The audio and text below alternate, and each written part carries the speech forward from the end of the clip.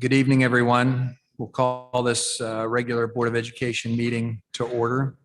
If I could have Board Member Pat Murphy lead us in the Pledge of Allegiance. I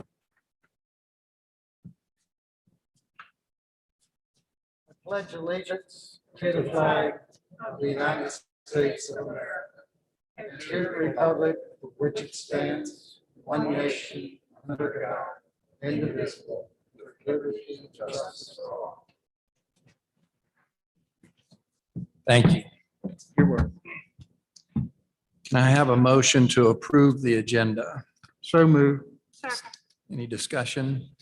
All those in favor? Aye. Opposed?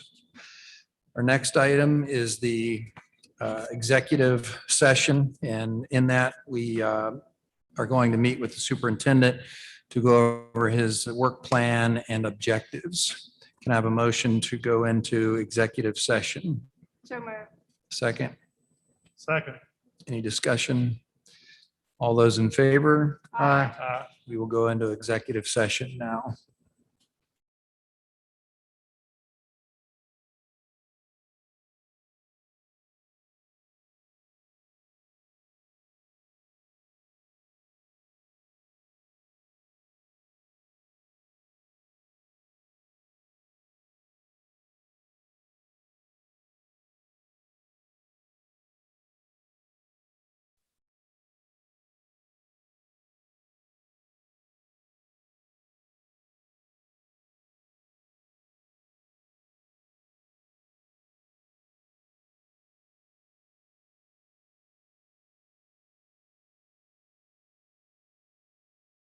Okay, we're going to come out of executive session. During the executive session this evening, we went over the superintendent's work plan, which will be posted to the website at some point. Our next item are recognitions. And tonight we have a Caring Educator Award, and Principal Shane Schaefer from Beddington Elementary will come forward to present the recipient of a Caring Educator.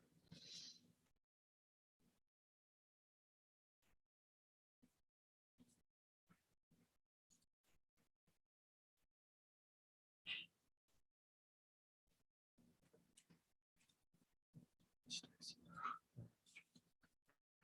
there a camera that we have to? Wait a minute, let's see.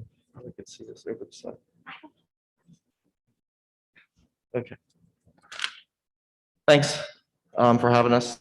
I'm here to recognize Jennifer Hutzler. She's a first grade teacher at Beddington Elementary School. And I prepared a few words. Ms. Hutzler is September's ACE Award, and Ms. Hutzler exemplifies caring in I chose 3 ways. And she's caring for our students' academic needs. She cares for her teammates and her colleagues and their needs. And then she also cares for her students' emotional needs. So I'm going to start with our students' academic needs. And one of the first things I remember Ms. Hutzler saying last year, this is my 2nd year at Beddington, and Ms. Hutzler was gracious and volunteered to be a virtual teacher. And I remember her saying to me right away when we first did our assessments, she said, "Look at this data, I'm worried about my kids. I want to make sure I'm doing enough." My kids. So right there at the beginning, I knew Ms. Hutzler took ownership of her students and their learning. They were her kids. She devised the plan, we talked it through, and she was on it. She was constantly sharing me progress. She likes to make graphs, which is awesome, and she would share me graphs. And we were both, and she was genuinely proud of their progress. She'd come in and show me constantly, which was a good thing. She also volunteered this past year to pilot our running records and our guided reading assessments so that we knew where our students were reading at Beddington. This was the first year they did that. Ms. Hutzler took the lead, and she did that for grades K1, 2. She did it for the whole school. I mean, Beddington only had 2 classes of each, but she's the one who assessed our students last year, and got our guided reading levels for our students. The next thing that Ms. Hustler's known for, she's caring to her teammates, her colleagues. One thing she was big on was she has technological skills that are sharp and keen, and she's a go-getter. She'll figure it out. She'll research, she'll figure out the problem. So she supported her students and her team members, and she helped them with Schoology and Seesaw, which were two huge components to our virtual learning the past year. And Ms. Hustler was a leader with that as well. Currently, Ms. Hustler is helping a colleague who is out sick, and she is helping reorganize the classroom. She's helping getting it ready for the new scholastic introduction for the reading program. So she's supporting her colleague. She came to me. I didn't have to go to Ms. Hustler. She came to me and said, hey, can I help this teacher? And I said, yeah. So she's been doing that as well with the perm substitutes in the classroom. Lastly, she cares for our students' social and emotional needs, which is a big deal right now. I remember her coming to me again, and she's teaching these students virtually. And sometimes certain students were not coming online. So Ms. Hutzler and I, once again, devised a plan. I said, you need to call the parents, try that first. Finally, we just decided we went and did home visits. So Ms. Hutzler and I, she accompanied me numerous times, and we went to their houses. And she called and she encouraged those parents that weren't online. She was also encouraging parents to bring their kids to school one-on-one. So we had students coming into the school one-on-one, and Ms. Hutzler volunteered her time to do that as well for students who were virtual, who wanted to come in on one-on-one and get reading support. That's something else Ms. Hutzler did last year. Because she said, I want the kids to have what they need. That's exactly why we're here. I don't know what else exemplifies caring more than that quote that she said to me that day. So Ms. Hutzler deserves this award because she cares for our students' academic needs, she cares for her colleagues, and she cares for our students' emotional needs. And Ms. Hutzler is a tremendous asset to Bennington staff. And that's why I nominate her for the Caring Award this month of September.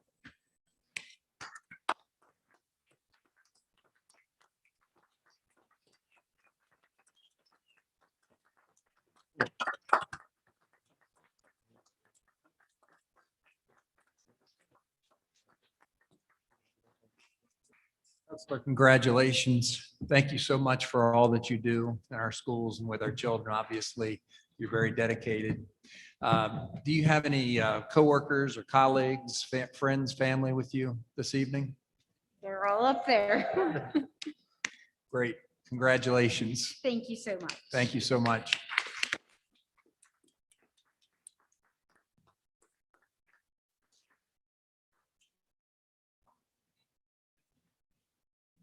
Our next item is Citizens Forum.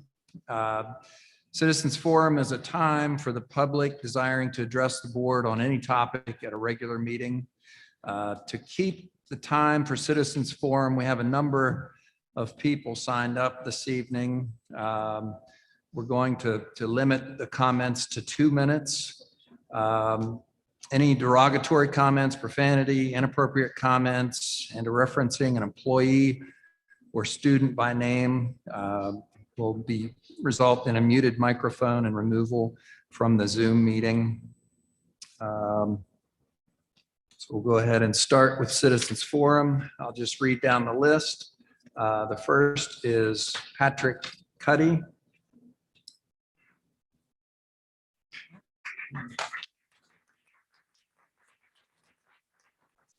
Good evening. Where am I looking for my time, please? She has the time. All right, thank you. Good evening. What I would like to just address with the board is some facts. Parents are done watching the Board of Education shove off the mandates to the health department. Children under the age of 7, which include my children, learn mainly from visual cues. A child cannot visually see facial expressions or on a teacher or a classmate when their face is covered by a mask. And by depriving them of those social cues, of those facial expressions that they use for their fight or flight development and to know if they're in danger in a certain situation, you're depriving them of functional growth as a human being. And I believe that that's at best educational malfeasance. Schools are to teach children. Schools are to teach children through, sorry, I'm losing my spot. Schools are to teach children. I'm just going to keep on. How is my child going to grow in learning and how to read visual cues when you are harming them by depriving them of these very important details of their growth? Data has shown that K through 5 cannot properly handle and care for a mask to prevent more spread of bacteria. A mom in Berkeley County already had her daughter bring home another child's mask because it was cute and they wanted to trade. So if you follow guidelines of the health department, as you claim to do, you are now responsible for proper washing of masks, fitting of masks, and disposal of masks, since you are following the CDC guidelines to a T. You cannot claim to follow only one part and say, wear the mask. We won't stand for that. So per the CDC guidelines, a mask must be properly changed between classrooms. Cloths must be washed daily. You should only remove from the ear loops and place in a paper bag until you return it to your face. They must fit properly to your face with no gaps. Thank you.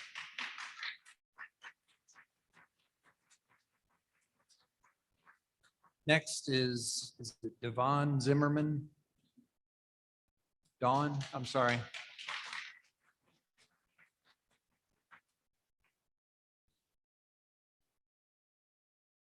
With this said, since you are following guidelines to ensure health and safety of our children, then you will be responsible for all of this as well. You have bit off more than you can chew. A mask is not the answer. The vaccine is not the answer. Not one single person has asked you to use schools to make decisions on our children's health. Teen suicide and mental health has gone tenfold since March of 2020. You are maybe smart enough to know what happened March 2020. We are done playing games. Our teens 10 to 18 years old are suffering from mental and emotional efforts. That is a fact. Now we stand united because we will no longer allow you to mentally abuse our children. You are following and supporting mental abuse. To middle school and high school children, you are causing learning delays in elementary and intermediate schools. Actually, you're allowing one doctor, one person with old data and no right to choose for schools. Out for you. You had Dr. McLaughlin, whose favorite word is and backs nothing with any valid data. He himself stated on 8/20/21 on WRNR Talk Radio Live that there is, in fact, no guarantee that masks don't cause physical and psychological damage to children for prolonged 8 hours a day. He himself does not know if this is harming them due to lack of data. So we care. Do you? You, Mr. Superintendent, do you care that you are following along with this with no knowledge or credit that you may be harming 24,000 school children daily? Wow, that sounds like child abuse to me.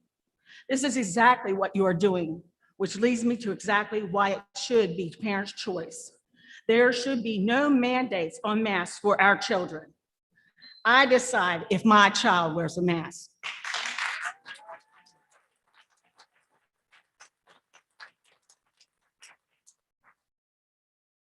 Chad Zimmerman.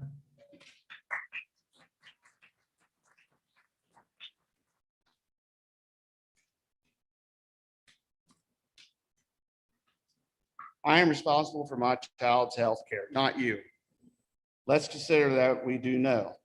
Parents have witnessed their children come home with rashes on their face, short of breath, crying because they don't want to go to school anymore.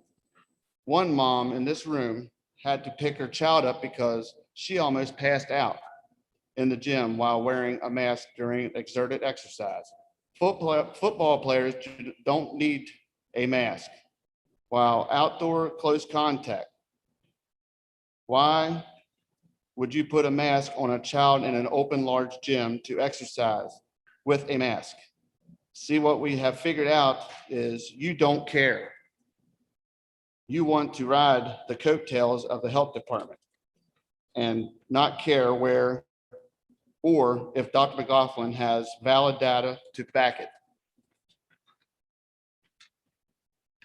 His claims. You, Superintendent Murphy, have no authority to make these calls without an elected official vote. Here's what we know. The governor and state school board said, we are leaving it up to the local board of education. Health department for Berkeley and Morgan County has Dr. McLaughlin write a guideline. Dr. McLaughlin has no idea if he is leading you to harm 24,000 children forced in a mask.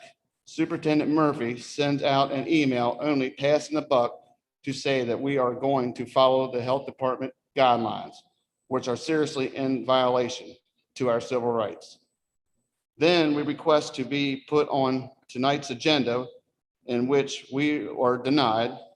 Do I have that about right for you all so far? How many of you on the board members have voted on this? Zero.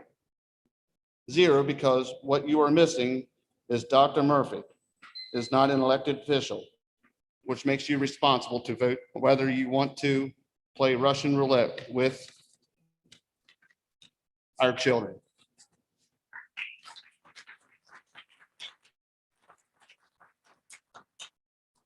Rachel Parker.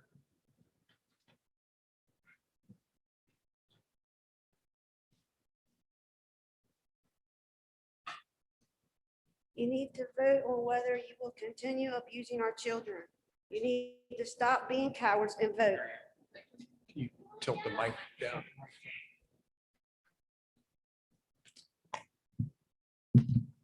You need to vote on whether you will continue abusing our children. You need to stop being cowards and vote, because Dr. Murphy nor the health department are elected officials. This whole thing comes down to you, Mr. Martin, Mr. Murphy, Mr. Beckwith. You are gonna have to do your elected duty and stop hiding. On 8/26, the county council did their elected duty to vote, a 5-0 vote against mask-based vaccine mandates in Berkeley County, a 5-0 vote against. Why? Because they know this is a virus, is not going anywhere. They have seen the data collected for required masks versus optional masks. They are common sense to know this has gone on long enough. They also respect the fact of choice, not just masks, but all healthcare choice. Now it's your turn. Without your vote, the health department mandate is void and has been. Since we were denied being on tonight's agenda, I guess you blew it. So from here on, no longer will we stand around. We as parents are done, our children are done playing your games. The mental and a physical abuse for a mask that does not work unless you plan to fit every child with an N95 mask. And provide care instructions and give them a new one every Monday. Didn't think so? What concerns me is you seem to have no concern for our students. We decided to show you. We are presenting you with real, raw, factual truth of what our children are going through, along with information you need here in these binders. When you look through, you will get the reality of what is facts. Let me help you consider something. You require a mask and then they go to school. Now, the mask is enough, right? Dozens of kids.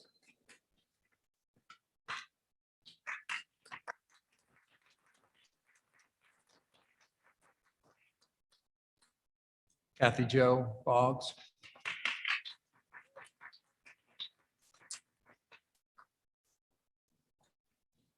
Dozens of kids could be wearing it and have a fever or be sick under that mask. But who cares? They're wearing the mask. That's the end, the period, the decision. This is how stupid it sounds. Would it not make more sense to recommend a mask and you just take everyone's temp? Or better yet, could you actually see a child's face and their concerns, their feelings, their struggles, emotionally, physically, and psychologically? Children are not super spreaders to begin with. And the mask holds germs inadvertently and encourages dehydration. The reasons nurses per COVID do not wear N95 masks during flu season is a study is in 2015 by the NIH showed 25% of masks tested found to contain influenza virus on them outside of the mask. The risk was found to be higher with longer duration of mask use. With all of this said, you will not mandate a mask for the Berkeley County schools. You are under illegal action. Federal law protects us from this. Title 21 USC 360 BBB-3 E-1-A.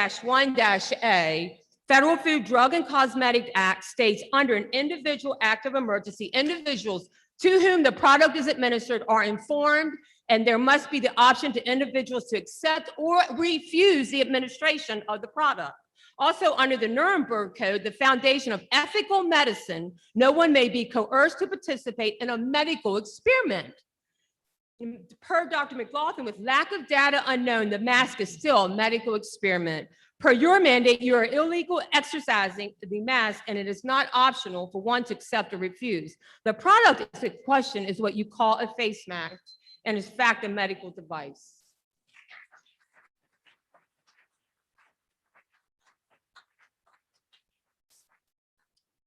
Tiffany Wallach.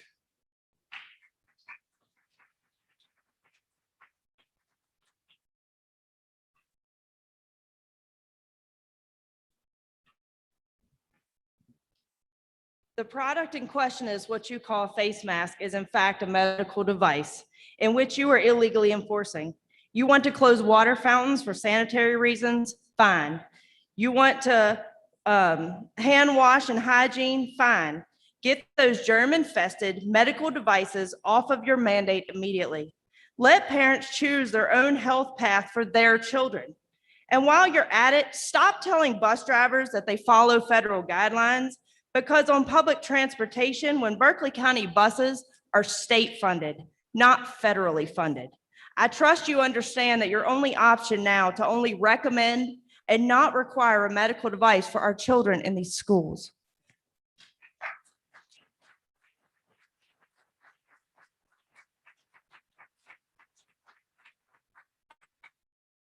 Mackenzie Vaya.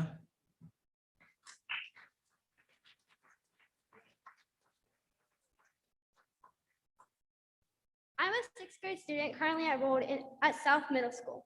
It is not safe nor right to wear a mask. It's not healthy either. I cannot wear a mask as when I do, I get sick. The vaccine is not good either. It has graphite in it which will kill us all. If I have to wear a mask or get a vaccine, I will not go to school. Please, please don't make us wear a mask. It says on the box, it does not protect us from COVID-19. So therefore, it's a waste of time. And why do we not get to use our lockers? We can take off our mask at recess and at lunchtime and in the lunchroom, but we cannot go to the lockers. We have to wear a mask in the gym, and I think that is stupid.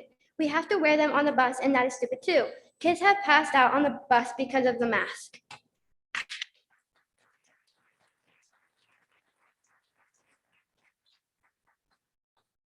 Kayla Overcash.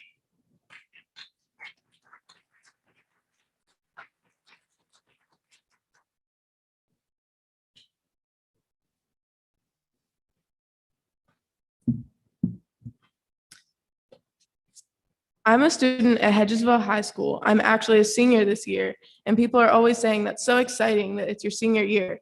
And I'm just like, yeah, not really. My last year of high school won't be memorable in such a negative way. You all want to know what school is like, right? It sucks. I'm a good kid, always follow the rules and do what I'm supposed to, the whole 9 yards. You see, but now I don't wear a mask, so I get fussed at by my teachers all the time. You all preach your anti-bullying crap in schools, but you make the teachers bully us into doing something.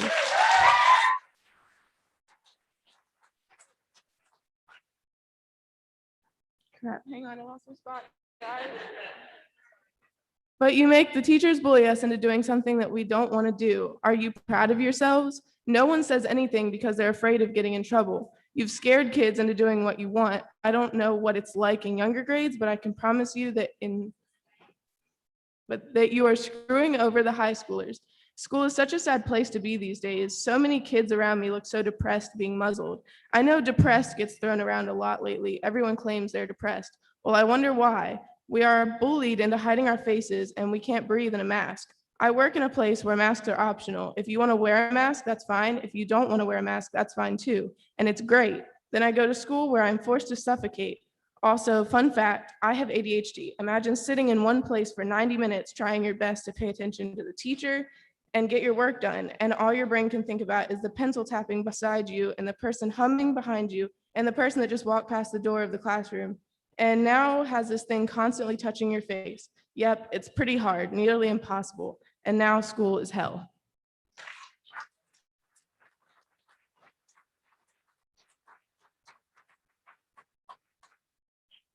Ashley Cole.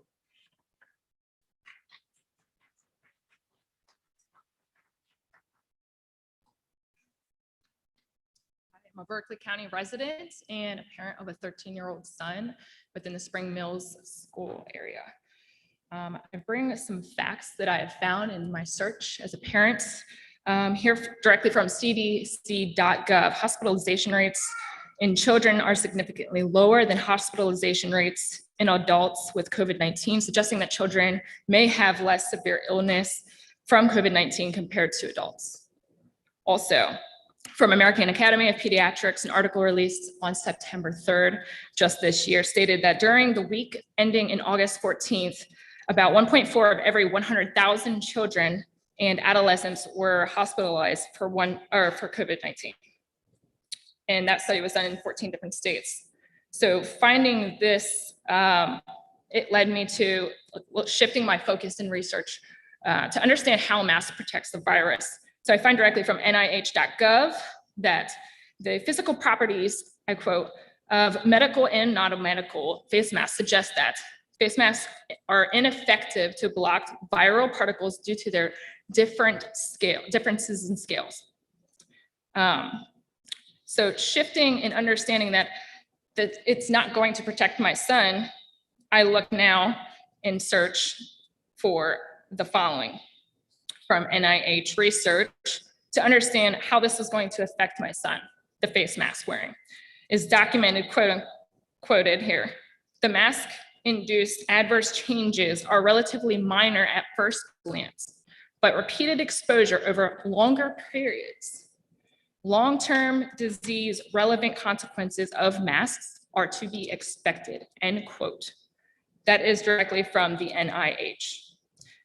So my research has led me to conclude that the NIH and CDC are simply ignoring their own research on the protection efficiency of the masks against COVID-19 and ignoring the damage that the mask use will have on the children. And I want to be able to just show you.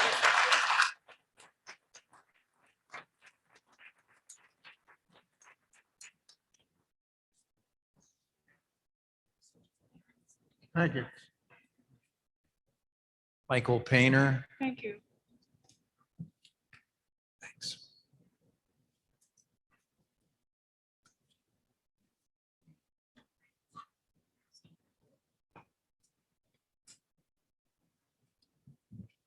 Good evening.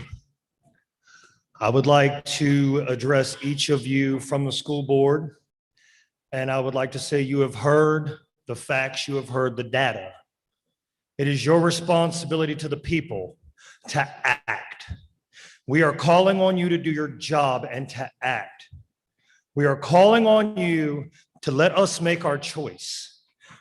Because here's the thing, you may not speak for everybody, and you are taking away the rights of the people that elected you to your positions, and you are taking away our voice. You are putting masks on children. My daughter, I picked my daughter up today, and she had a severe headache, and she was coughing because she has to wear the mask all day long. Now, you've heard data, you've heard everything that they have had to say.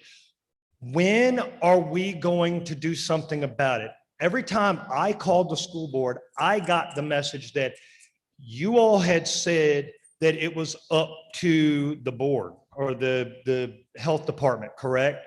Governor Justice came out right on live and said, no, I never did that. It was all supposed to be on the school board. So with that being said, it is your responsibility to act. And I will say this, that if you all do not act, if you all do not act and you all do not do your elected duty as the school board, as for the people you represent, then I will ask for each of your resignation effective immediately, because you are not here to serve the people. You will serve your best interest in what you think.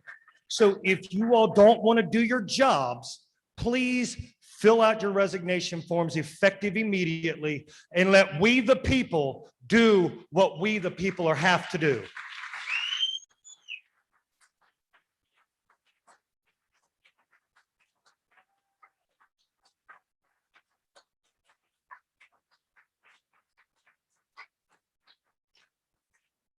Karsten Olson.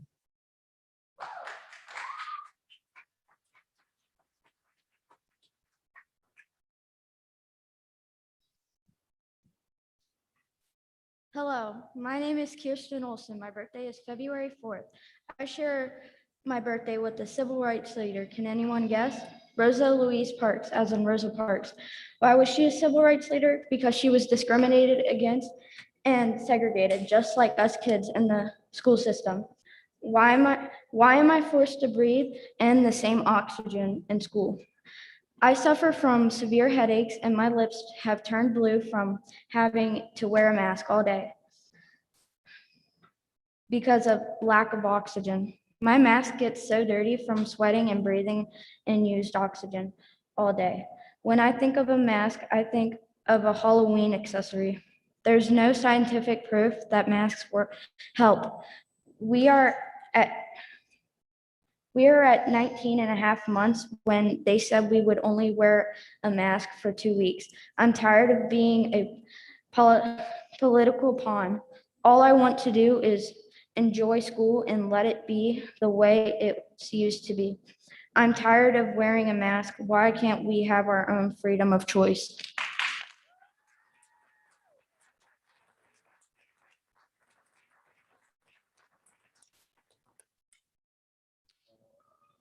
Cole Olson. Carol Olson. Hello, my name is Carol Olson. As you can see, that was my daughter. She had to go through last year bullying through the intermediate school, and her lips were turning blue. I told her when she came home, I wiped her lip to see what was on her lips. It wouldn't come off. Her lips were completely blue and they were swollen. I rubbed her lip to bring back the color in her lips.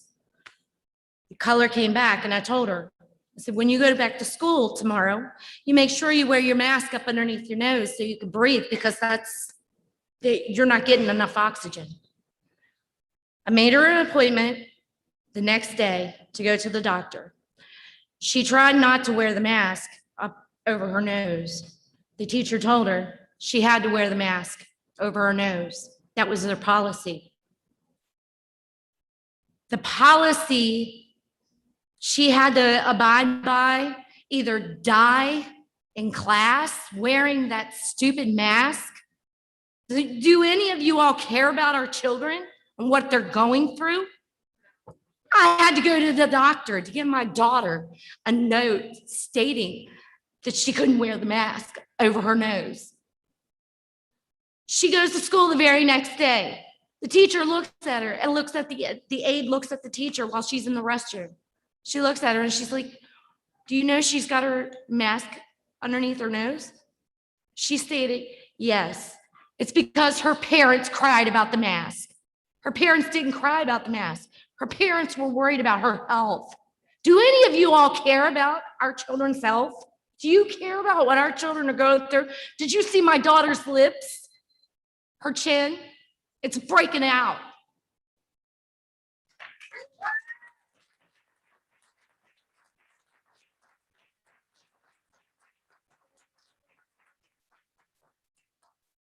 Joan Altman.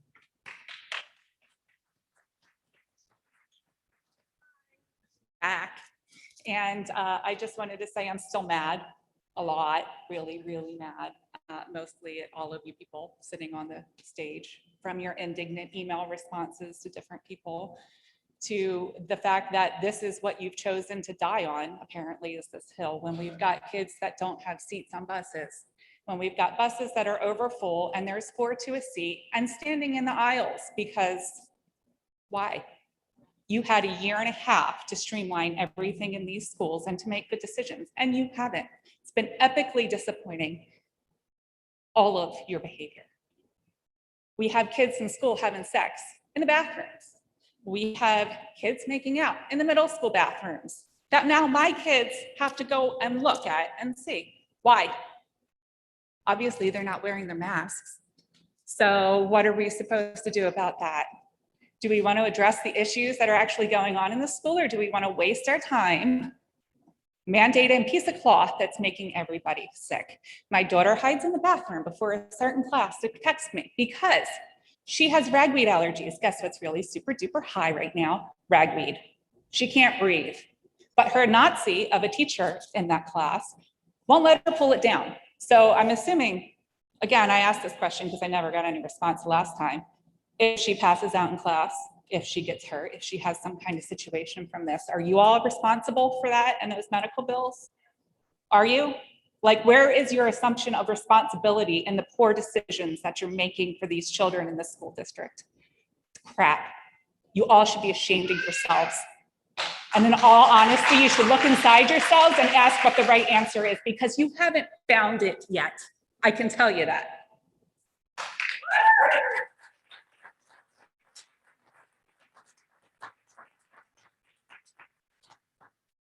Matt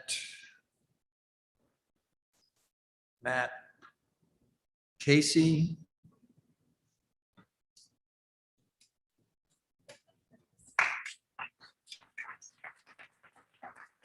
That's Matt Kelly. I'm sorry? Kelly. Kelly. Yes, sir. Okay. I'm here to speak on behalf of my son, who's 7. He's at Back Creek Valley School. He has asthma. You guys are subject to wear a mask. Which makes literally no sense at all to me. If you ever pull the mask off, it looks like a used coffee filter. I mean, come on, they're full of God knows what in there. Just curious, what are you guys afraid of? I'm asking you guys, what are you afraid of? I can't hear you. Hey, what are you afraid I of? can't hear you. Turn. What are you afraid of? Anybody? Are you traitors to the country? Because that's what I'm thinking. You're either traitors or you're patriots. So you guys are gonna have to make a choice.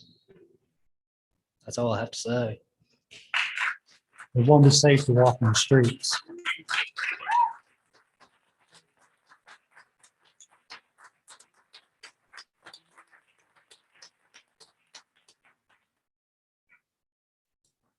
Mike Brennan.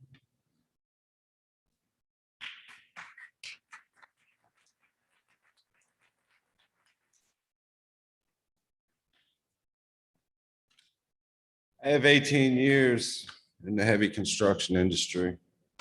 My line of work, we deal with confined space. What I have here is an atmospheric monitor.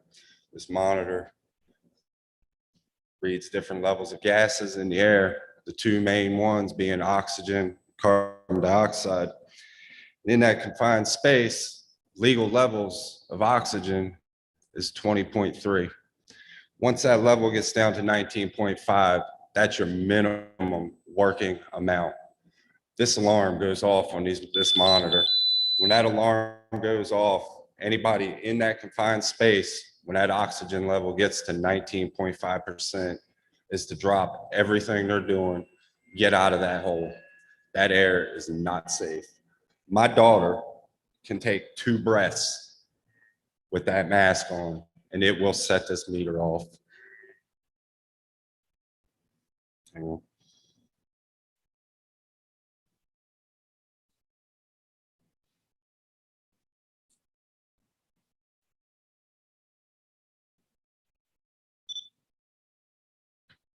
And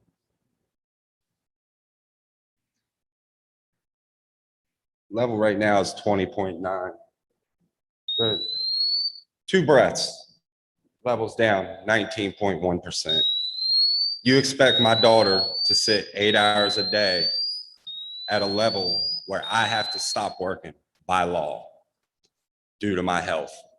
But yet you have these kids sitting 8 hours a day with oxygen levels less than a safe limit.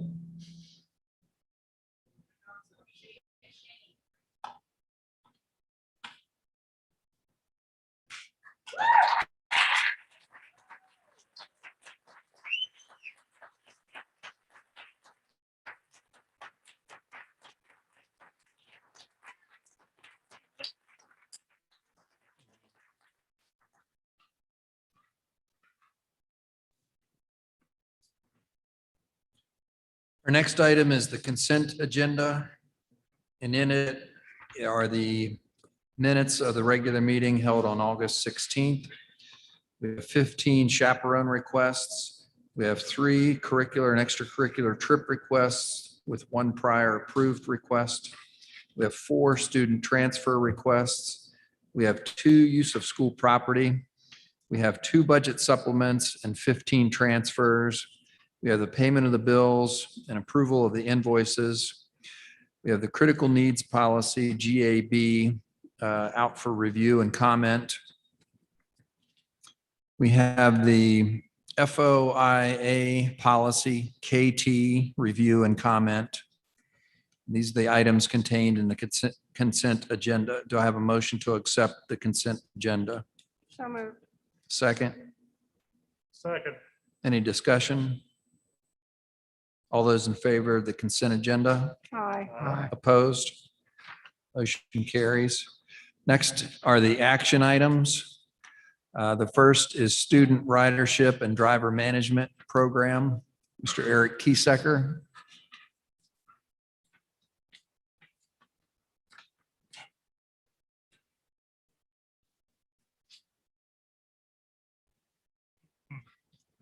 Thank you, President Gilpin, members of the board, Dr. Murphy, for speaking tonight. This evening, we're going to present to you a proposal for an upgrade to the technology at our transportation department. With me tonight to assist me with this presentation is Bradley Spinagle from the Finance Department at Berkeley County Schools, and one of our bus operators, Marie Keck, who participated in the pilot program. So I think all of you may have a PowerPoint. Do you have a PowerPoint? Okay. I'm going to go through the PowerPoint. What I'm going to try to present to you is, okay, Leah, I'm not good at pressing.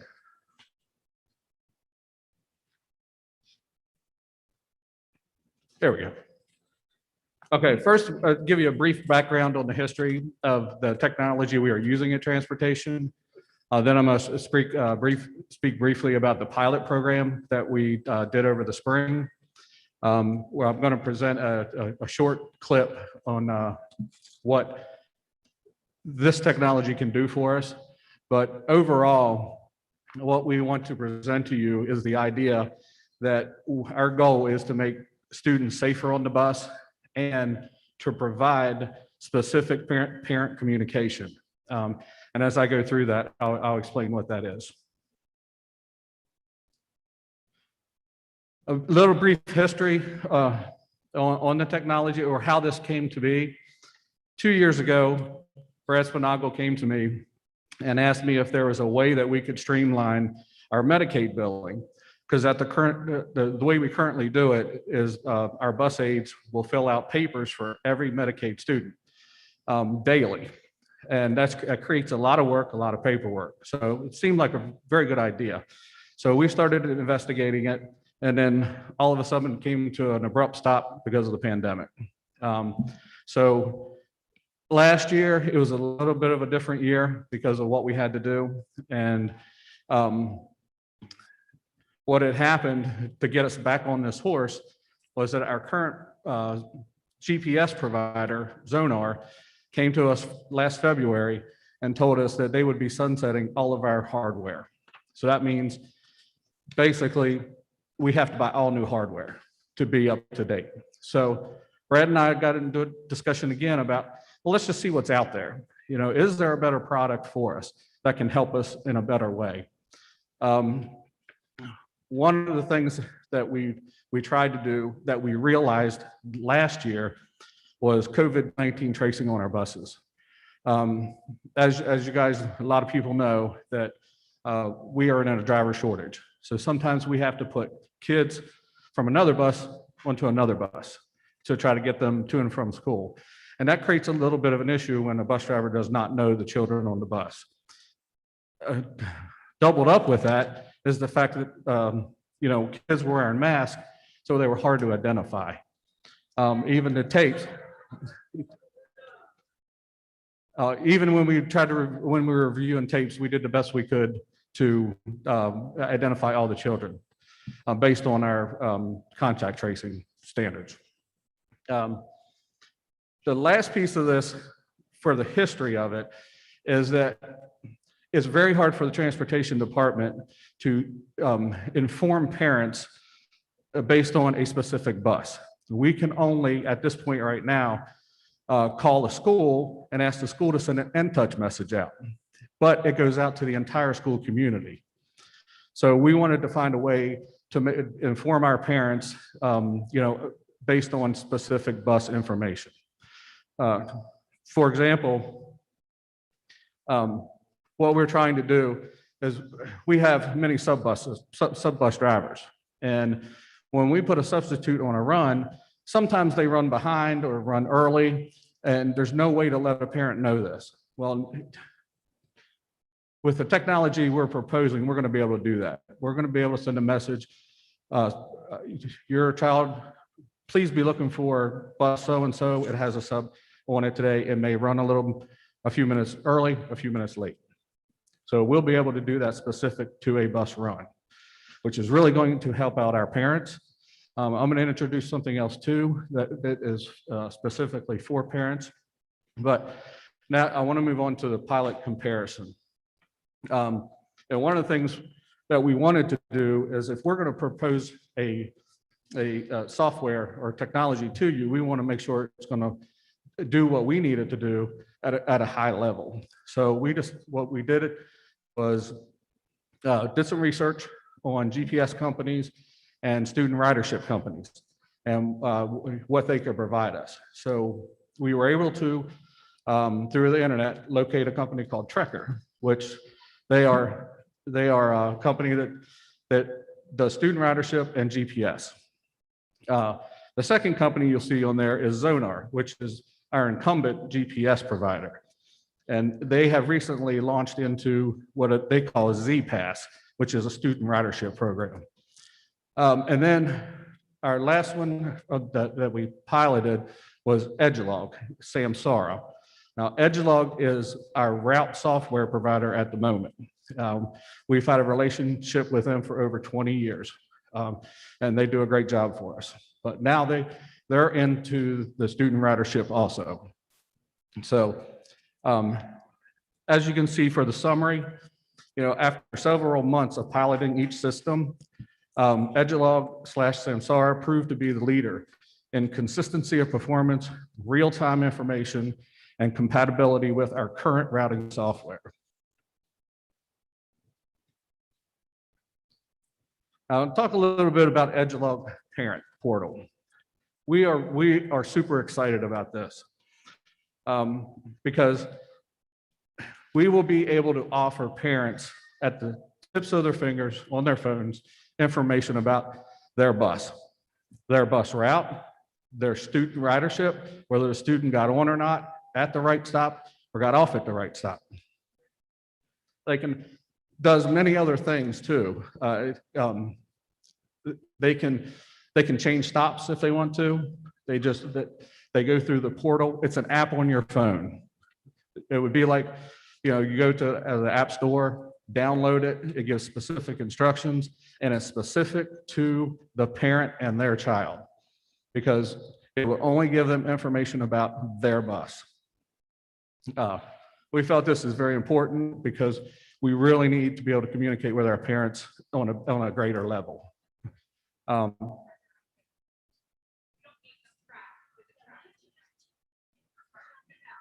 Point of order.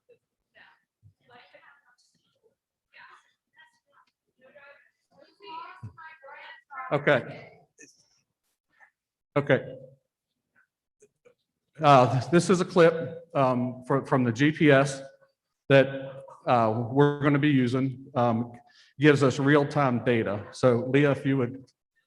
Board for Berkeley County Public Schools. So you'll see over here on the left, all of the different places that we can go within Samsara, things like maintenance, fuel, energy, all your reports. And then you're seeing the fleet. Now, obviously this is a small pilot that we're running, but you'll see the couple different buses we are tracking, as well as the individual truck. And then you will see them over here on the right side. So we see that this bus and the Chevy is off, and this bus is actually currently moving. So if I click into this bus 110, you can actually see what they're doing in real time. So we see that they're traveling at 28 miles per hour, and that is best demonstrated through what we call our helicopter view. So this is really important to Samsara. We are always constantly bringing you live information, no breadcrumb trails when you think about bus arrivals, and working with Edgelog on Parent App, we want to make sure that we're providing the most up-to-date, accurate information possible. And then if I see over here, you'll see our cameras are on, as well as all of this rich diagnostic information. This is really helpful for entities like yourself in helping with preventative maintenance and getting ahead of costly trips. And then under here is the trip history. So this is just looking at the last few minutes here, but we would be able to pull, anything that bus was doing. We could see, hey, I want to see what this bus was doing on July 13th and 14th very quickly and easily. A couple other key things, particularly important to your all's group, is fuel and energy usage. So just looking at this over the last 30 days, any of the reports within Samsara are able to be downloaded into Excel or CSV file. And then also maintenance here. So you see our maintenance status dashboard. When we're talking about a large portion of the fleet, we're going to actually start pulling full codes, anything like that. Okay, that's the end of the video. You can see this system has a lot of advantages, not only on the student side, but also on the maintenance side. One thing that I do want to mention is if we get this, we will be getting tablets. And to help substitutes, the State Department has agreed to allow us to use tablets with voice recognition as long as the tablets go black for substitutes. So the substitutes are now not using a piece of paper, trying to figure out the route and driving at the same time. This is a much, much safer system, and we're really, really excited about it. So now, if you have any questions for us. Eric, what Here we are. input does a driver have with this? What does the driver have to do extra to manipulate this system or to manage this system? Nothing. The only thing that they'll need to do is log into it each day, which they already do.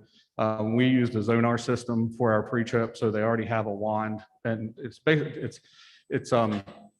we'll configure it, so all they do is log in, and then the student ridership part of that is that they will just update it if there's any differences in student ridership for that day. So what's the difference between what we're doing now and what this is? The main thing is that we're going to know what students are on the bus, or which students are on the bus, and the right students on the bus. Because when a student swipes their card, it'll tell us whether that student belongs on that bus or belongs on another bus. What about the student that goes home during the day, came to school in the morning, and went home sick? Yes, it'll also tell if a student is missing in the afternoon or doesn't swipe the card, the system will tell us that that student did not swipe the card, and then we need to find out what happened, why that student's not on the bus.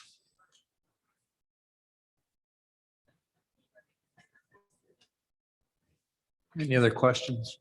Okay. Yes, Mr. Kiesecker, if I understood you right, this will give you the ability to send effectively like an end touch, but just on one particular run. Yes, to all the parents or anyone who has downloaded that app for that run, a specific bus. That was my next question. So if they're not on end touch or the app, does it become a phone call to let people know that there's going to be a change in the route or? Well, we would continue moving forward in our process of calling the school and having the school send something out if we need to do that. However, we're going to encourage our parents to please download that app because that's real-time information. It's probably not a fair question for you, but you know what percent of our parents are signed up or receive in touch? I do not know that information. I'll find out. Thank you. So now I'm going to turn the presentation over to Mr. Spinagle, who is going to go over the financial part of this.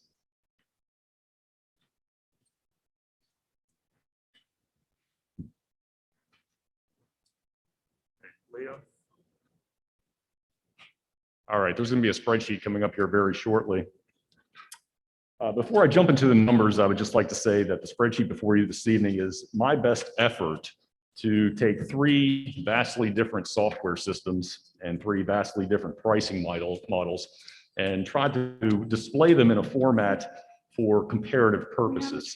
I couldn't account for every scenario, but we're going to take the journey this evening, and I'm going to try to answer any questions that you might have.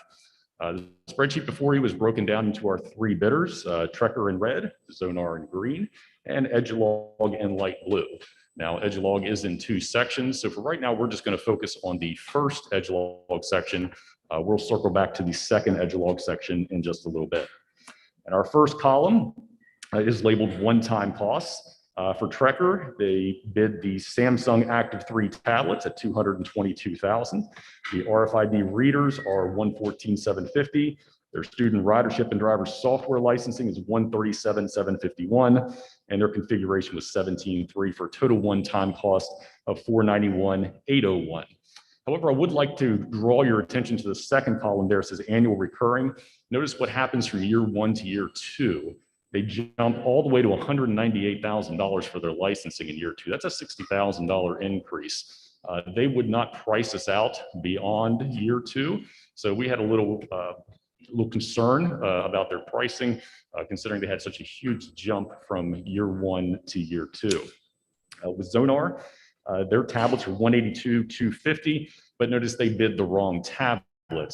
They bid the Samsung Active 2s. We specifically asked for the Active 3s.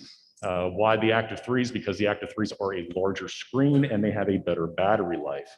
Their RFID readers were free. Their student ridership and driver software licensing, $219,600 a year.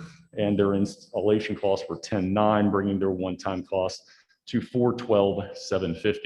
Now notice their annual recurring cost stays the same. They did give us a 3-year price lock, but they would not give us information beyond year 4. For Edgelog Samsara, their one-time costs were $225,000, which is in line with Trekker. Their RFID readers were $21,000. The student ridership and driver software license, $268,200.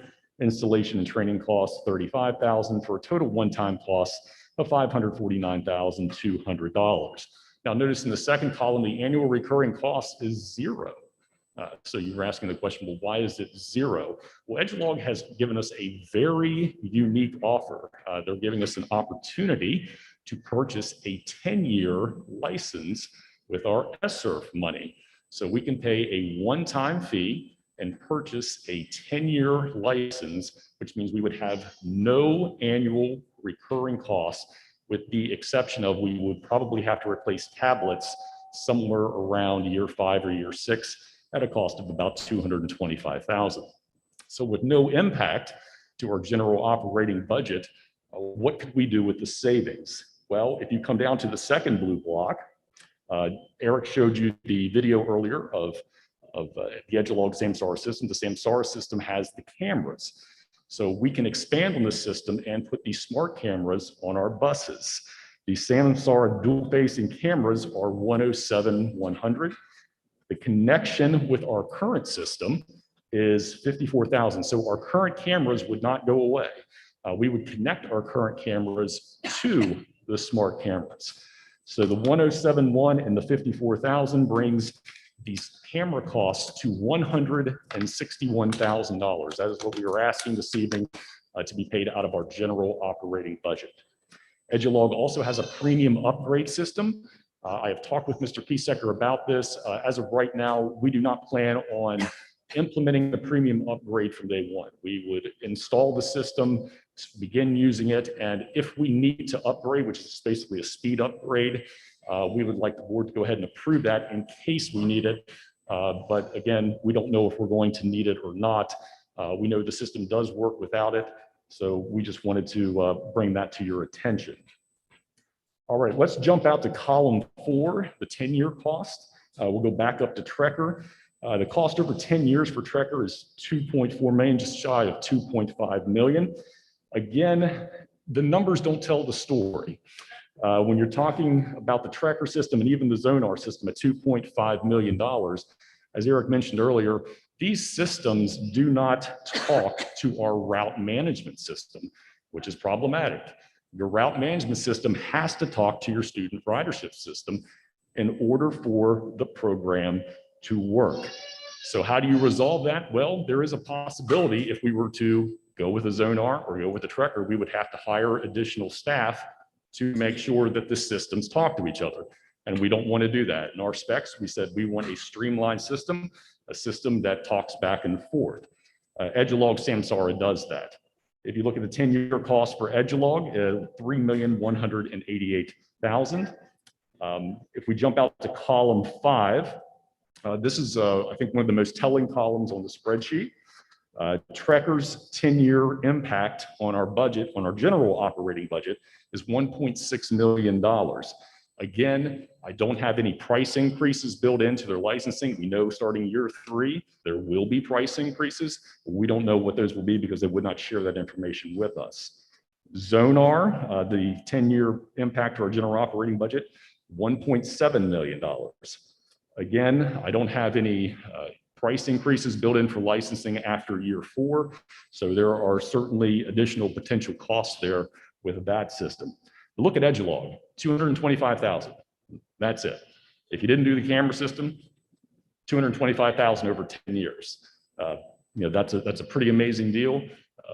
But if we decide to pull in the camera system, you'd have to come down to the second blue block.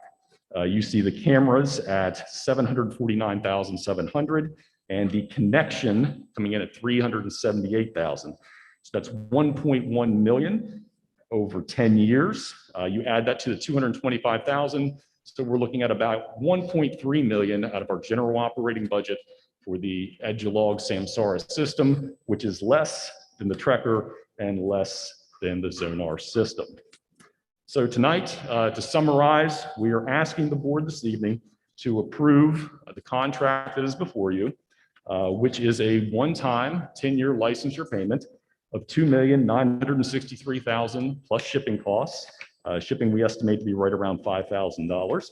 And also annual recurring costs from our general operating budget of $161,100 with the potential to add on $54,000 on the premium upgrade if we would need it.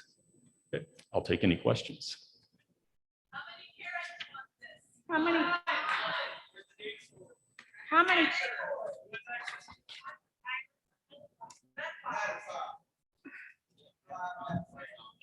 Does anybody have any questions? How many tablets, Brad? 300 tablets. How many? 300. 300. Yes.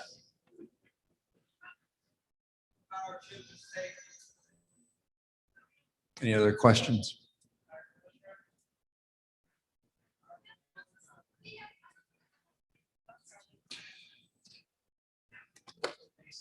Is that, Brad, does that conclude your? Yes, it does. Yes. Can I have a motion to accept the Edulog Student Ridership and Driver Management Program as presented this evening? So moved. Have a second? Second. Any other discussion? All those in favor? Aye. Opposed? Motion carries unanimously. The next item is the approval of the new coaching indexes. Dr. Schooley.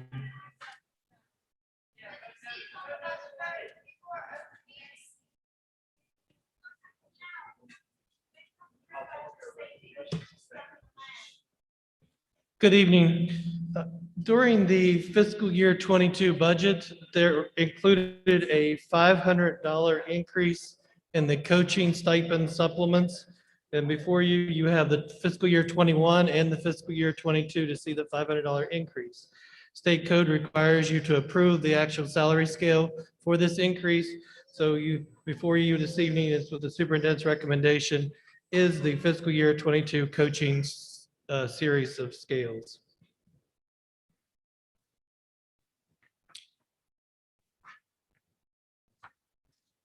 Can I have a motion to approve the new coaching indexes? So moved. Second, Second. any discussion? We're talking about high school, middle school coaches. Correct. When was the last index approved? We're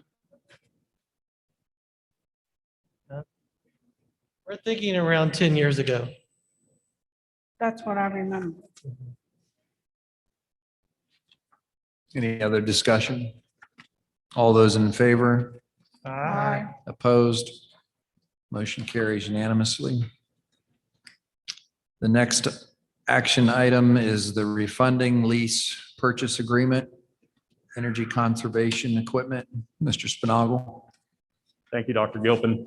In 2016, Berkeley County Schools signed a $22.4 million lease purchase agreement for energy conservation equipment. With falling interest rates and 10 years left on the lease, we are asking the board to approve McCliney and Company as a refunding agent. Our calculations show the potential to reduce the lease interest rate from 2.83% down to 1.25% to 1.5%. Interest savings estimates range between $625,000 and $670,000. Before a motion is made, I would like to remind the board that this is a risk-free proposal. If we elect not to refund, there is no additional cost. Can I have a motion to accept the refunding lease purchase agreement? So moved. Second, Second. any discussion? Go ahead. Well, just one question. Did you build into there, or is there a prepayment penalty on the existing lease? There is a 3% prepayment penalty on the existing lease, but even given the prepayment penalty, the attorney's costs, the financing fees, we're still going to save between $625,000 and $670,000. So we're taking all the costs and just rolling them up into the cost of the refunding. What was the company's name that built the geothermal system? CMTA, yes. Pardon me? CMTA. I talked with staff today, and nothing against this. I'm going to vote, I support it, save money. But I think that at a future meeting, we should invite CMTA back to have a discussion, update, questions. We've had a lot of staff turnover from in maintenance to leadership and senior staff. Good things happen to that. I see Ms. Burkhardt is here, and she saw this firsthand at OPEC, and I missed the open house a couple of years ago. But this process not only saved money and energy, it also improved the learning environment by not having those overhead units buzzing while you're trying to teach. It sounded like you were under an aircraft carrier. It also allowed us to close our open space schools and put doors on them and have climate control. And I think that it's a service that we need to look at not only the short-term impact as opposed to buying rooftop units where in 20, 25 years, you can't get the parts to repair them, whereas these systems last much longer. But we should also, we may have some questions or concerns, and I would like for the superintendent at a future meeting, without a motion or an amendment, to invite CMTA back and have a dialogue, not only with this board, which we benefited, but also with the senior staff. So that's just a suggestion and really a request that we ask the superintendent to invite people from CMTA back for a dialogue. Any other discussion? All those in favor? Aye. Opposed? Motion carries unanimously. The next item is Disaster and Cyber Recovery Solutions. Mr. Alavito.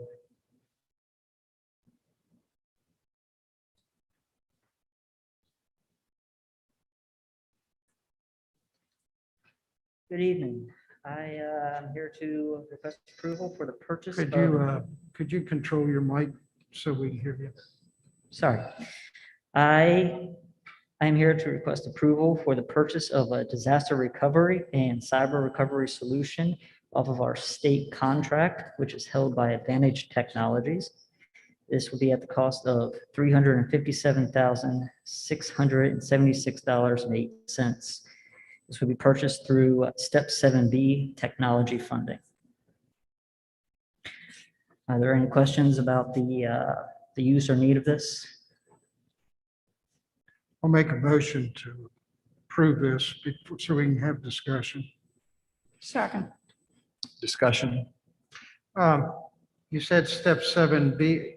This is a designated fund in the school aid formula. Yes, I for believe type this of is service. funding that is provided for, specifically for technology purchases by the state of West Virginia for this kind of purchase. And in your explanation, you say recovery and cyber recovery solutions. Could you Yes. be a little more? So cyber recovery is becoming a very hot topic these days. We've had several instances throughout the state where counties and other state institutions have been locked out of their data and forced to either pay the ransom of ransomware or to start from scratch. And to prevent us from doing that, this cyber vault system should provide a fairly safe system that is on a national and international worldwide scale. Thank you. Any other discussion? All those in favor of the disaster and cyber recovery bid? Aye. Opposed? Motion carries unanimously. Thank you. Our next item is the classroom libraries. Mr. Robin Lopez.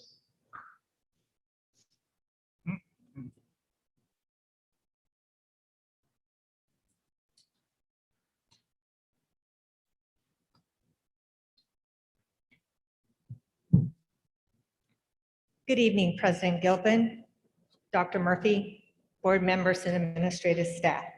I am here tonight seeking board approval for the Booksource Classroom library bid.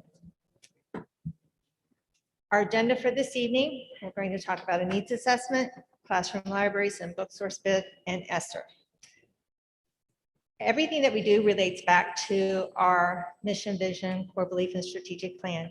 Our vision is to provide our students limitless opportunities and provide multiple pathways to success. This evening, we will be focusing on goal 1 and goal 2 in terms of the impact for classroom libraries. Classroom libraries have a far-reaching impact. It began with our 26 literacy committee members, which consisted of principals, teachers, literacy coaches, and central office staff.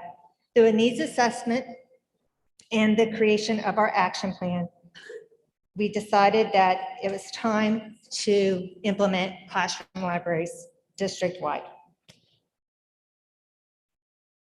which means that We are looking at implementing them in 21 educational sites, in 67 kindergarten classrooms, 66 first grade, 60 second, 65 third grade, 55 fourth grade, and 54 fifth grade classrooms, for a total of 367 libraries with a minimum of 750 books in each classroom library, for a total of 275,250 books, which will then be placed in 8,323 student hands.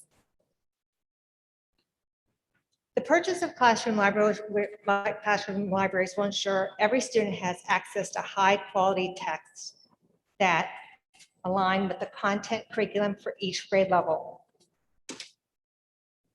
The libraries will have the same leveling system, which is the Fontes and Pinnell A to Z leveling system, as our newly adopted reading series. It will provide students with opportunities to see themselves in text and explore and understand other cultures, including texts with a range of personal, social, and cultural identities. When we talk in terms of this, we refer to having our students mirrors to see themselves and windows to see the world around them. And at least 25% of the text will address diversity, equity, and social emotional learning. We're going to include a balance of fiction and nonfiction, which will be 50% fiction, 50% nonfiction, and it will have a wide variety of genres.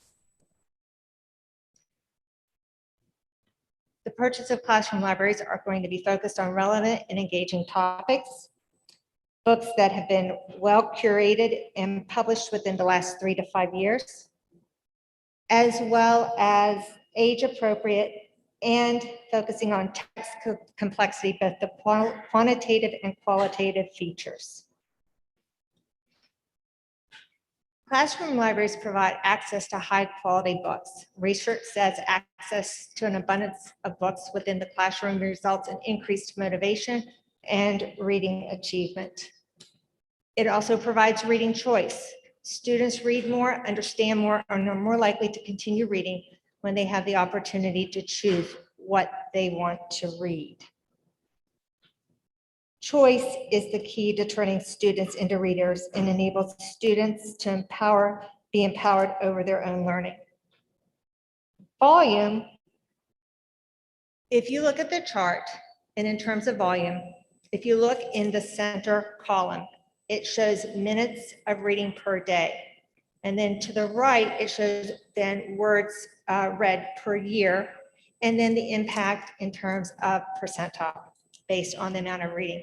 Currently, in our current reading model, our students are spending at K-5 between 17 to 25 minutes a day reading independently. The component of the BCS literacy framework that will be most impacted by the purchase of classroom libraries is independent reading. Independent reading is the single biggest predictor of student literacy success. And independent reading helps students develop extensive vocabularies, build stamina, acquire problem-solving skills, and understand how reading works. During this time, our students also participate in book clubs and research clubs and have in-depth conversations about the texts that they are reading. The heartbeat of a classroom is the books that live on the shelves and in the hands of children as they turn the pages awaiting the next great adventure. Access plus choice plus time equals volume. The independent reading time that is built into our literacy model is built into the instructional day. So we allow that time for practice and for that transfer of the strategies and the skills that they're learning during whole class instruction to be implemented. As I said, the bid process started in June. Mr. Spinagle worked closely with me on creating the bid, and we had 2 sealed bids that came in. The bid was out for 2 weeks. We had an opening for the sealed bid on June 16th, and Booksource is our choice. It was the bid that was $400,000 less than the previous bid. We had 2 bids, and Booksource came in $400,000 less. The Booksource bid is just slightly under $1.5 million. With Booksource, they are providing various components that will also support the classroom library and the organization of the classroom library. They're providing the book bins that will enable us to organize the books on the shelves. They also have what is referred to as the Booksource Classroom, which is a digital program that will help our teachers to track and monitor the checkout process of the books. Are there any questions?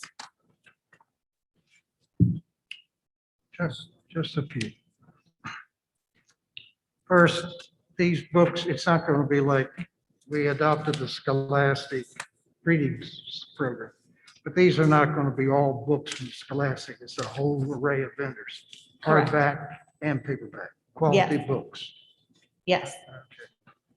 I think Booksource works with about 30,000 vendors, if I remember correctly, in the response back to our bid. Right.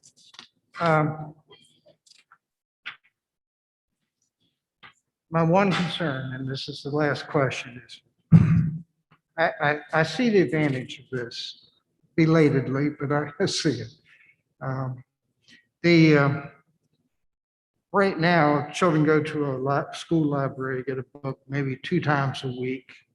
If they get a book, they finish reading in a day, they sit around and they have to find something else to do, whereas this set of books is in the classroom.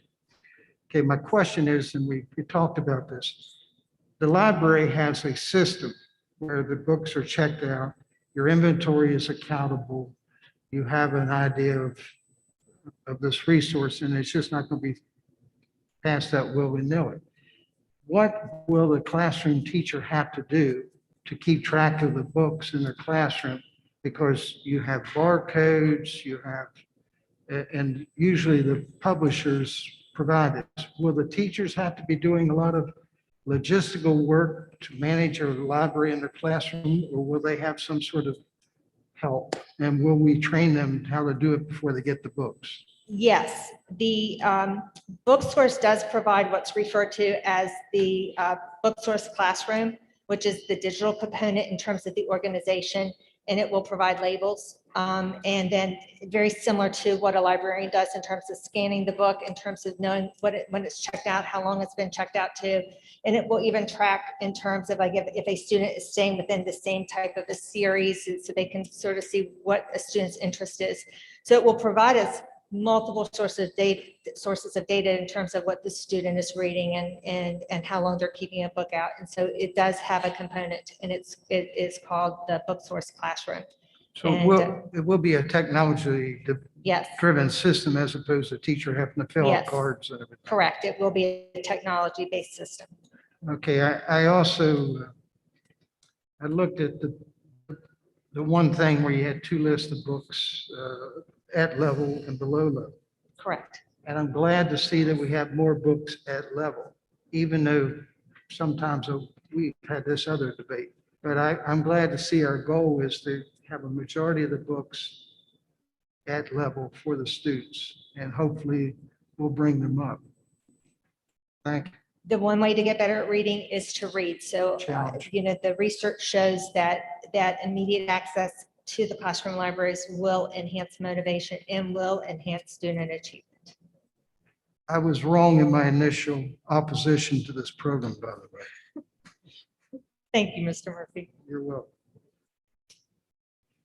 Can I have a motion to accept the classroom libraries as presented this evening by Mrs. Lopez? So moved. A second? Second. Any other discussion? Just, we're still going to be supporting our school libraries. Yes, this is not to replace school libraries or public libraries. This is in addition to. And the funding source for this is coming through ESSER. COVID money. Now, those shelves are in progress of getting here. Yes, I think at the last meeting or prior to, Mrs. Beckman presented the bid on those. And so we're hopefully with our timeline, that the books and the bookshelves will arrive at a similar time. Booksource has said that they will make this a priority once we receive board approval. All those in favor? Aye. Opposed? Motion carries unanimously. Thank you all. Thank you. Our last action item are the personnel actions. Dr. Schooley.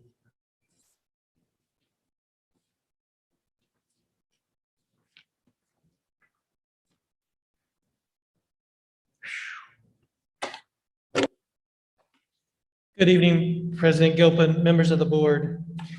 The personnel actions dated September the 7th, 2021 are as follows. We have 3 new coaching appointments. All of these are paid coaches, 4 coaching resignations. And on pages 1 through 9, we have 144 new extra duty contracts with mentors, being a bulk of those items. And then on page 10, we begin with renewal of those extra duty contracts for this coming school year. And there's 156 of these, and it is pages 10 through 20. However, we need to remove line 223. This individual retired, and under the new state code, when an individual retires, extra duty contracts terminate as well and have to be reposted. So please remove line 223. Continuing with the extra duty contracts, we have 18 resignations from positions. It's that time of the year as school starts, we do our healthcare procedures to get funded for those. There are 246 recommendations for our schools on pages 21 through 39. Beginning on page 39, we have 10 different leave of absences, and one of those is intermittent. This year, some of the middle schools have asked for 1/7 to help cover students as well as staffing shortages. So we have 9 1/7. And then beginning on page 41 through 45, we have 1/8 with the high schools on a block schedule. To purchase 1 planning period, it'd be a 1/8, and there are 74 of those. And then on page 45, we have individuals giving up their planning on A day and B day. So they're giving up 2/8 of their time. So there are 10 individuals doing this during this time. The individuals that are receiving 1/7, 1/8, and 2/8, we put together a procedure that was vetted through the high school principals as well as the Department of Teaching and Learning for them to be able to select those individuals this year.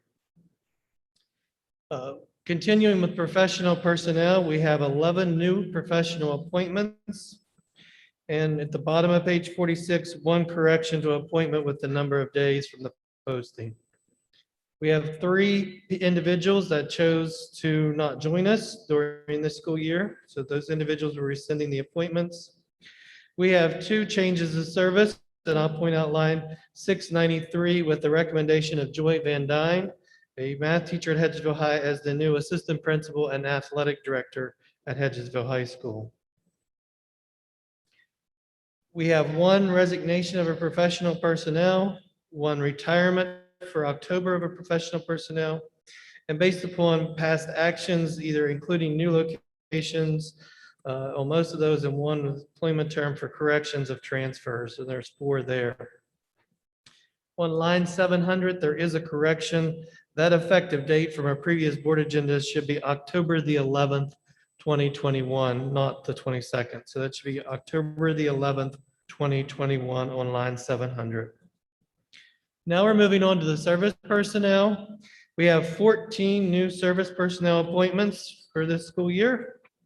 2 changes of service, staying within their current locations, but changing job duties and responsibilities. 1 person rescinding to stay where they were at prior to, and 10 resignation of service personnel. We have 9 transfer of service personnel, and we have 4 individuals doing upgrades.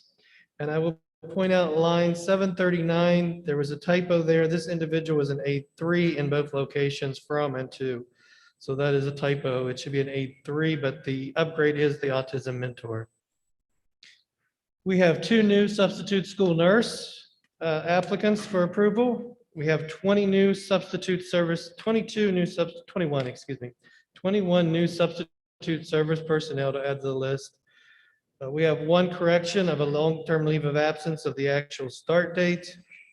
We had 3 individuals resign from the substitute service list.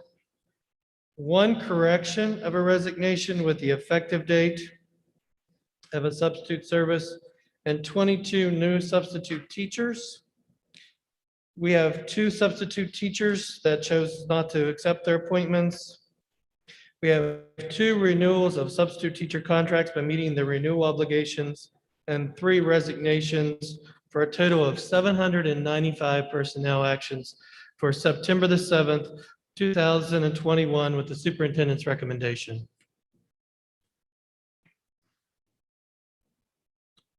Can I have a motion to accept the professional service, coaching, and substitute personnel actions dated September 7th, 2021? So moved. A second? Second. Any discussion? Mr. President, first, I must recuse myself from position 202 because of a personnel conflict. 202, Tanya Fleming. Any other discussion? Question. Yes, sir. 2 questions. I know in the secondary, if a teacher covers a class or something, fills in because they can't get a sub, that person gets a job number and gets paid for that. Correct. Okay, does that apply to the elementary Yes. teachers? So if the elementary teachers are covering, That give up their planning during that time and get the same $35 an hour rate. Yes. okay, and, okay, and the second, you referred to the fractional extra pay for people on the secondary level doing that. Could you elaborate a little bit more about this procedure that you all worked on, selection process? The selection process was for the, and I don't have the procedures here in front of me this evening, that allowed the principal to identify the position that needed to be coverage, whether it was an entire 6 periods that needed to be covered, or if it was just 1 class that needed to be covered, to determine what period that needed to be done, and to put that out to the entire school, to those that would hold that certification, whether they were teaching in that department or not. And then based upon that, that they would go through their selection process based upon using the 18A code, 47A, to determine who's the most qualified applicant to receive that extra duty pay. Thank you. Any other discussion? All those in favor of the personnel actions? Opposed?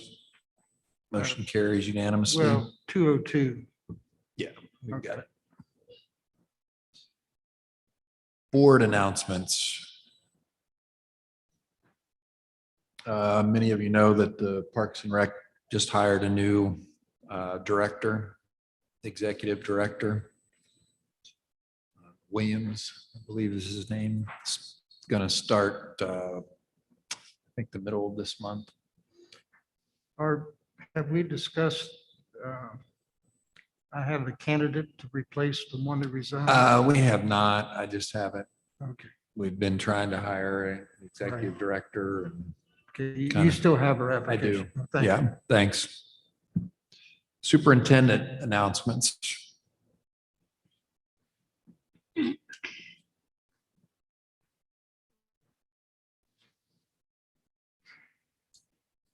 Good evening, board members. I've got a couple of announcements as we enter into the beginning of the school year. And the first is give you a little bit of an update on where we stand by with our enrollment. And I wanted to sensitize everybody to this. These enrollments will fluctuate. We keep track of them and then at the end of September, beginning of October, we kind of finalize those enrollments. So as you can see, presently the in-school enrollment is sitting at 19,851. This is slightly up from last year. And so we're going to continue to monitor that. We are also recognizing that there may be students who are no-shows. And so we'll take that into consideration as we get close to the final date. Right now, we are just slightly over 1,900 students homeschool. That number is slightly down from last year. So I want to thank Mr. Van Meter for the work that he's doing in encouraging kids to return to school. Our virtual school is sitting at approximately 366. We do have a wait list, and we are trying to work through that so that we can accept more students who are on that wait list into virtual school. And then finally, our pre-K enrollment is just sitting slightly over 1,000 students. This number will continue to increase as it typically has. It is up from last year, obviously, but we're anticipating that the pre-K numbers, because there's a longer period of time for them to register for school, to continue to increase. Pardon me, why do we break out pre-K from regular enrollment? I think one of the reasons is the timing on that, because they have an extended period of time through the month of September to register. And I think it's also something that those students, we don't have any type of cohort for. In other words, those students are coming to us new as new students each year. We also want to celebrate our substitutes, and our substitutes play a variety of roles for either our teachers or our aides or our bus operators, secretaries, cooks, and custodians. So this week is National Substitute Recognition Week. And we really just want to say to our substitutes, first, thank you for how you help us in our schools. And number two, if you are interested in playing a substitute role in one of those capacities, we welcome you to contact our Human Resource Department and consider coming on board with us. Substitutes are an important part of our human resources and our personnel, and we feel they do an important part each day in those different roles that they play. Part of the Freedom Week West Virginia State Code requires that we recognize the variety of days at this time of the year that are so important to us. This Saturday is the 20th anniversary, celebrated as Patriot Day, but the many memories of those on 9/11. Friday, September the 17th is Constitution Day. And these topics and others dealing with our nation, such as the Declaration of Independence and the Constitution of the U.S., are part of what will be studied during this week and actually throughout the year. We also want to update our families and our community in that we are launching our COVID-19 dashboard. And this is just a snapshot of what that dashboard will look like. It is organized by level: elementary, middle, or elementary, intermediate, middle, and high school. And the dashboard will be updated as of Friday at 8 a.m. And this is actually closing out the week on Thursday at 4 p.m. So it's good information. We did model this after what we had seen in other districts that were being successful. And so hopefully folks can refer to this to get a sense of what the numbers are looking like. And then finally, it's been part of just reaching out to our community and having folks become more familiar with what the school district does and how it operates. So we are welcoming community members, staff who would like to be part of what we call Back to School with BCS 101. There's a series of 6 sessions that will be held virtually, and enrollment is taking place until September the 17th. You can go on the website and register to be part of it. And each one of these different topics, from student services to human resources to technology, will be addressed and covered. And it just invites a conversation to find out a little bit more about how the school district operates. Those are all the announcements that I have this evening, Mr. Gilpin. So thank you very much. Can I have a motion to adjourn? So moved. Second. Motion and a second. Any discussion? All those in favor? Aye. Opposed? We are adjourned.